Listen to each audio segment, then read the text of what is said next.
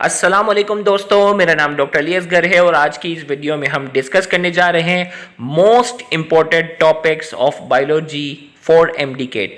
MDCAT के लिए biology के जो मोस्ट इंपॉर्टेंट टॉपिक्स हैं आज की इस वीडियो में हम डिस्कस करने जा रहे हैं। याद रहे कि इन टॉपिक्स को हम इंपॉर्टेंट इसलिए कह रहे हैं कि डिफरेंट पास्ट पेपर्स को स्टडी करने के बाद हमने वो टॉपिक सेलेक्ट किए हैं जो तकरीबन हर साल उनसे कोई ना कोई एमसीक्यू लाजमी आता है। तो आज की इस वीडियो में उन तमाम टॉपिक्स को हम डिस्कस करने जा रहे हैं। तो आज के इस लेक्चर को शुरू करने से पहले एज यूजुअल आपसे रिक्वेस्ट करेंगे कि अगर आपने अब तक हमारे इस चैनल को सब्सक्राइब नहीं किया जो कि सिंध बोर्ड टीचिंग के नाम से है, तो काइंडली आज ही आप हमारे इस चैनल को सब्सक्राइब करें और साथ ही साथ बेल आइकन को लाजमी क्लिक करें ताकि हमारी अपलोड करदा तमाम इंपॉर्टेंट वीडियोस की नोटिफिकेशन भी आपको रिसीव हो सके। तो आइए हम स्टार्ट करते हैं आज की इस वीडियो को जिसमें हम डिस्कस करने जा रहे हैं most important topics of biology for MDCAT. अब जो पहली लिस्ट में जो हम डिस्कस करने जा रहे हैं उन टॉपिक्स को जिनसे तकरीबन एक एमसीक्यू, क्योंकि बायोलॉजी में टोटल एमसीक्यू की तादाद आपके पास है 68। अब 68 में से जो हम स्टार्टिंग में जो टॉपिक्स आपको बताने जा रहे हैं उन टॉपिक्स से एक एक एमसीक्यू मिनिमम एटलीस्ट जो है वो एक एक एमसीक्यू जो है वो इंशाल्लाह लाजमी आएगा। अगर एग्जामिनर चाहे तो एक से ज़्यादा यानी 2 एमसीक्यू भी वो दे सकता है, लेकिन मिनिमम एक एमसीक्यू इन टॉपिक्स से जो है वो हर साल लाजमी आता है। तो इसमें सबसे पहला टॉपिक है क्लासिफिकेशन ऑफ वायरस। वायरस की क्लासिफिकेशन आपने जो है वो on the basis of genome वाला, जिसमें होता है ना single stranded DNA virus, double stranded DNA virus, तो ये वाली जो जीनोम की बेसिस पर जो वायरस की क्लासिफिकेशन है वो आपने अच्छे से करनी है और उनकी एग्जाम्पल जो है वो अच्छे से क्या कर लो, याद कर लो। उनसे जो है वो तकरीबन एक सवाल जरूर आता है। दूसरा जो है वो वायरल डिजीज, कौन से वायरस की वजह से कौन सी बीमारी होती है उसके बारे में आपने जो है वो करना है। उसमें आपके पास जो है वो एड्स है, एड्स जो है वो एचआईवी की वजह से होता है और एड्स की आपने डिटेल जो है वो थोड़ी सी कर लेनी है। और इसी तरीके से हेपेटाइटिस वगैरह, हेपेटाइटिस ए, बी और सी, तो उनके बारे में आपने करना है। तो वायरल डिजीजेस से रिलेटेड एक सवाल लाजमी आता है। फिर एक एमसीक्यू जो है वो इंपॉर्टेंस ऑफ वाटर, पानी की इंपॉर्टेंस जो है उसके सारे पॉइंट्स को जो है वो आपने अच्छे से वो रिकॉल कर लेना है। क्लासिफिकेशन ऑफ कार्बोहाइड्रेट जिसमें मोनोसेक्राइड्स, डाइसेक्राइड्स और उसकी जो जो एग्जाम्पल्स हैं उनकी प्रॉपर्टीज हैं वो अच्छे से आपने कवर कर लेना है। कॉन्जुगेटेड मॉलिक्यूल्स, कॉन्जुगेटेड मॉलिक्यूल कौन सा कॉन्जुगेटेड मॉलिक्यूल किससे मिलकर बना है, कौन से कॉन्जुगेटेड मॉलिक्यूल कहाँ पाया जाता है, उसका दूसरा नाम क्या है, वो मेन चीज़ आपने जल्दी से रिकॉल कर लेना है। फिर इसके बाद आ जाते हैं सेल ऑर्गेनिल्स। सेल ऑर्गेनिल्स में कौन कौन से ऑर्गेनिल्स हैं जिनसे तकरीबन सवाल आता है, तो मोस्ट इंपॉर्टेंट में endoplasmic reticulum, mitochondria, plastids, Golgi apparatus, ये आपने जो वो सेल ऑर्गेनिल्स के हैं वो क्या करने हैं, अच्छे से करने हैं। इसी तरीके से आपके पास जो है वो प्रोकैरियोट्स और यूकैरियोट सेल के दरमियान क्या डिफरेंस है, उनके डिफरेंसेस आपने जो है वो अच्छे से करने हैं, उससे भी एक सवाल जरूर आता है। नर्व इंपल्स रिलेटेड भी जो है वो एक सवाल जो है वो जरूर आ जाता है। Resting membrane potential, action potential वगैरह ये चीज़ें हैं। रेस्टिंग मेम्ब्रेन पोटेंशियल का वोल्ट कितना होता है, डीपोलराइजेशन में कितना हो जाता है, रीपोलराइजेशन में क्या हो जाता है, सोडियम आयन की कंसंट्रेशन कब ज़्यादा है, ये वो पूरा मैकेनिज्म आपने जो अच्छे से रिकॉल कर लेना है। एक आध सवाल एंडोक्राइन ग्लैंड से रिलेटेड होता है, कोई भी एक एंडोक्राइन ग्लैंड होता है उसके हार्मोन के हवाले से आपसे सवाल पूछा जाता है। स्ट्रक्चर ऑफ ब्रेन, ब्रेन के जो वो डिफरेंट जो स्ट्रक्चर हैं उनका कोई भी पार्ट एक दे दिया जाता है और उससे पूछा जाता है कि भाई इसका क्या फंक्शन है, वो आपने अच्छे से करना है। अब जो वो किंगडम एनिमेलिया में कुछ फाइलम्स जो हैं वो बहुत ज़्यादा अहमियत रखती हैं, जिसमें फाइलम आर्थ्रोपोडा से एक सवाल हो सकता है, मोलुस्का, कोडेटा, प्लेटियलमेंथस, नीमाटोडा, इकाइनोडर्म्स।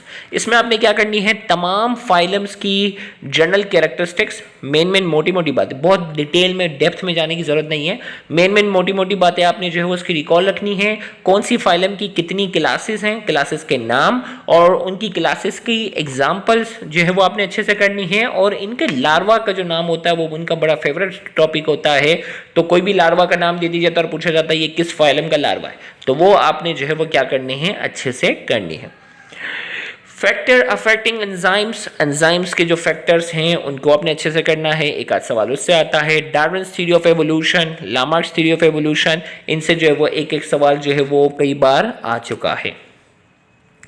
अब जो टॉपिक्स हैं उनमें जो है वो ये टॉपिक्स जो है वो पास पेपर को देखते हुए हम बात करेंगे कि ये टॉपिक्स जो है वो उनसे कम से कम भी 2 सवाल आते हैं। कम से कम भी 68 MCQ के लिहाज से अगर देखा जाए तो अब जो टॉपिक हैं उनमें से आप जहन में रख लें कि 2 सवाल कम से कम एटलीस्ट अगर एग्जामिनर चाहे तो उनसे एक टॉपिक से 3 सवाल भी वो दे सकता है, लेकिन मिनिमम पास पेपर को मद्देनजर रखते हुए इनसे 2 सवाल जो है वो जरूर आए। तो इसमें सबसे पहले है स्ट्रक्चर ऑफ हार्ट का जो स्ट्रक्चर है, उसका कंडक्टिंग सिस्टम है, उसके कार्डियक साइकिल है, ये सारी चीज़ें हैं। इनसे तकरीबन मिनिमम जो है वो 2 सवाल आ रहे होते हैं और एक आध सवाल जो है वो कार्डियोवैस्कुलर डिसऑर्डर से रिलेटेड भी है। याद रखिएगा जो सिस्टम हम बात करेंगे तो उस सिस्टम से इसकी बीमारियां भी इसमें शामिल होंगी। रेस्पिरेटरी सिस्टम है, रेस्पिरेटरी सिस्टम की जो स्ट्रक्चर है उससे सवाल है, मैकेनिज्म ऑफ ब्रीथिंग और रेस्पिरेटरी डिसऑर्डर से एक आध सवाल बनता है।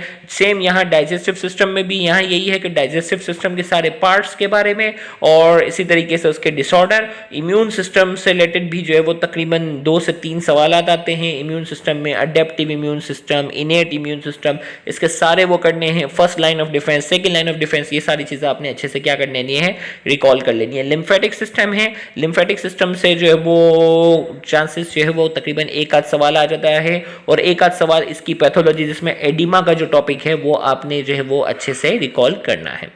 इसी तरीके से स्ट्रक्चर ऑफ बैक्टीरिया का स्ट्रक्चर जो है उसके हवाले से और स्ट्रक्चर ऑफ बैक्टीरिया में जो है ना जो है वो ना होता है फ्लैजिला की बेस पे बैक्टीरिया की क्लासिफिकेशन है। इसी तरीके से जो वो ग्राम पॉजिटिव ग्राम नेगेटिव की बेस पे क्लासिफिकेशन है। इसी तरीके से जो बैक्टीरिया की शेप की बेस पे क्लासिफिकेशन है, ये आपने जो है वो स्ट्रक्चर ऑफ बैक्टीरिया में आपने उन सारी एग्जाम्पल को भी कवर करना है। इंपॉर्टेंस ऑफ बैक्टीरिया, बैक्टीरिया की अहमियत के हवाले से उसमें इंपॉर्टेंस में क्या होती है, बैक्टीरिया की वजह से होने वाली बीमारियां पौधों में और बैक्टीरिया की वजह से होने वाली बीमारियां जो है वो जानवर में कौन कौन सी थी वो करनी है। मेल रिप्रोडक्टिव सिस्टम से रिलेटेड जो है उसमें स्पर्मेटोजेनेसिस आ जाएगा। मेल रिप्रोडक्टिव सिस्टम से रिलेटेड जो स्ट्रक्चर वगैरह हैं उनसे भी तकरीबन 2 सवाल आ जाते हैं। फीमेल रिप्रोडक्टिव सिस्टम में जो है वो सारे स्ट्रक्चर, उसमें मेंस्ट्रुअल साइकिल का टॉपिक भी जो होगा वो डिटेल में आपने उसको कवर करना है, तो उससे भी 2 से 3 सवाल बन जाते हैं। इसी तरीके से सेक्सुअली ट्रांसमिटेड डिजीज, जो 4 डिजीज आपके कोर्स में शामिल हैं, उनके जो वो ऑर्गेनिज्म का नाम होता है और पूछा जाता है कौन सी बीमारी है, कई बार रिपीट हो, बिल्कुल ही मतलब समझो ना बिल्कुल बच्चों वाला सवाल उसमें आता है। हाँ, मुश्किल सवाल क्या आया हुआ है कि उस STD के सेक्सुअली ट्रांसमिटेड डिजीज के सिम्टम दे दिए गए हैं और फिर पूछा गया कि ये बताओ कौन सी बीमारी है, तो इसलिए आपने उसके सिम्टम को भी जो है वो अच्छे से करना है। टाइप्स ऑफ मसल्स की जो टाइप आपके सामने, smooth muscle, cardiac muscle, skeletal muscle, इन मसल्स की जो प्रॉपर्टीज हैं, टेंडन क्या होता है, ओरिजिन क्या है, इंसर्शन क्या है, वो सारी प्रॉपर्टीज आपने जो है वो क्या करनी है, मसल्स के टाइप को आपने रिकॉल करना है। इससे रिलेटेड भी सवाल आते हैं। स्ट्रक्चर ऑफ स्केलेटल मसल बहुत अच्छे से करना, ए बेंट, जेड लाइन, सार्कोमेयर, वो जो पूरा स्ट्रक्चर जो आता है, एक्टिन फिलामेंट, मायोसिन फिलामेंट, ये जो स्ट्रक्चर है वो आपने जो है वो अच्छे से करना है। उससे भी कई सवालात पास पेपर में आ चुके हैं। Mechanism of skeletal muscle contraction जो है वो मैकेनिज्म जो होता है sliding filament theory, cross bridge theory, और इसी से रिलेटेड आपने जो है वो इसकी पैथोलॉजी जिसमें टेटनी, मसल क्रैम्प वगैरह, मसल फटिक भी इसी से रिलेटेड जो है वो सवाल है वो भी आपने अच्छे से करना है। फिर उसके बाद जो है वो टाइप्स ऑफ जॉइंट्स की जो डिफरेंट टाइप्स हैं उनको आपने क्या करना है, अच्छे से करना है, क्योंकि डिफरेंट टाइप्स ऑफ जॉइंट्स की example, different types of joint कहाँ पाया जाता है, किस डायरेक्शन में मूवमेंट होती है, वो आपने करना है।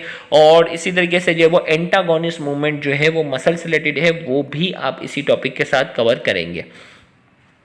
अब जो है वो लास्ट में जो है वो जेनेटिक्स के टॉपिक्स हैं, जिसमें सिंगल ट्रेट इनहेरिटेंस, जिसमें मेंडल लॉ ऑफ सेग्रीगेशन से रिलेटेड सवाल आते हैं, inheritance of two trait, Mendel's law of independent assortment, ये वाले सवाल हैं। मल्टीपल एलील, जिसमें ब्लड ग्रुप आता है, ब्लड ग्रुप जो है वो उसमें होता है ना, क्रॉसिंग दे दी जाती है कि भाई अम्मा का ग्रुप ए है, अब्बा का ग्रुप बी है, अब बताओ उनके बच्चों का कौन सा ब्लड ग्रुप हो सकता है। तो इनकी क्रॉसिंग की आपने जो है वो क्या करनी है, बहुत अच्छे से प्रैक्टिस करनी है। और इसी मल्टीपल एलील के साथ साथ जो है वो RH फैक्टर वाला टॉपिक भी आपने क्या करना है, कवर करना है, और उसका डिसऑर्डर भी, इरिथ्रोब्लास्टोसिस फीटलिस, ये आपने कवर कर लेना है। और फिर सेक्स लिंक इनहेरिटेंस में हीमोफीलिया है, इसी तरीके से जो है वो कलर ब्लाइंडनेस है, उसकी आपने जो है वो क्रॉसिंग की क्या करनी है, बहुत अच्छे से प्रैक्टिस कर लेनी है। तो ये वो तमाम टॉपिक्स हैं, इंशाल्लाह अगर आप कवर कर लेते हैं तो 90% आपके सवालात जो हैं वो इन्हीं टॉपिक से इंशाल्लाह आने हैं। तो इन तमाम टॉपिक्स को बहुत अच्छे से रिवाइज करना है ताकि आपका बायोलॉजी का पेपर जो है वो बहुत बहुत अच्छा हो सके। उम्मीद करते हैं आज की ये वीडियो आपके लिए हेल्पफुल होगी। Thank you very much. अल्लाह हाफिज़।